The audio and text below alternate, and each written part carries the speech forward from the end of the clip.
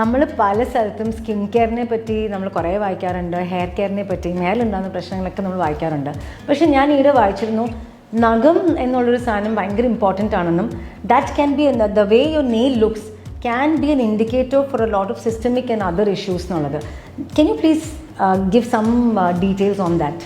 Actually പറഞ്ഞത് വളരെ കറക്റ്റാണ്. കാരണം എന്താ വെച്ച് കഴിഞ്ഞാൽ മെജോറിറ്റി ആൾക്കാരും ഈ നെയിലിനെ നമ്മുടെ ഒരു സ്കിൻ ഡിസീസിൻ്റെ പാർട്ടായിട്ട് കൺസിഡർ ചെയ്യാറേ ഇല്ല. സ്കിൻ കെയറും ഹെയർ കെയറും ചെയ്യും, പക്ഷേ നെയിൽ എപ്പോഴും ഒരു നെഗ്ലക്റ്റഡ് ആയിട്ടാണ്.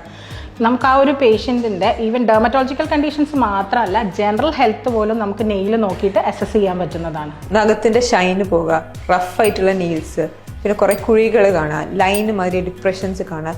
This can all be symptoms of some systemic diseases. Thyroid, diabetes, anaemia, vitamin deficiency, ഇതൊക്കെ റൂൾ ഔട്ട് ചെയ്യണം. അപ്പം ഇങ്ങനത്തെ ചേഞ്ചസ് കണ്ടാൽ അപ്പോൾ തന്നെ ഒരു ഡെർമറ്റോളജിസ്റ്റ് വന്ന് കാണിക്കുക.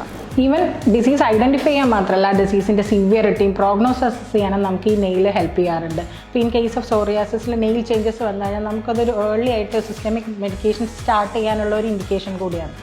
ഓക്കെ.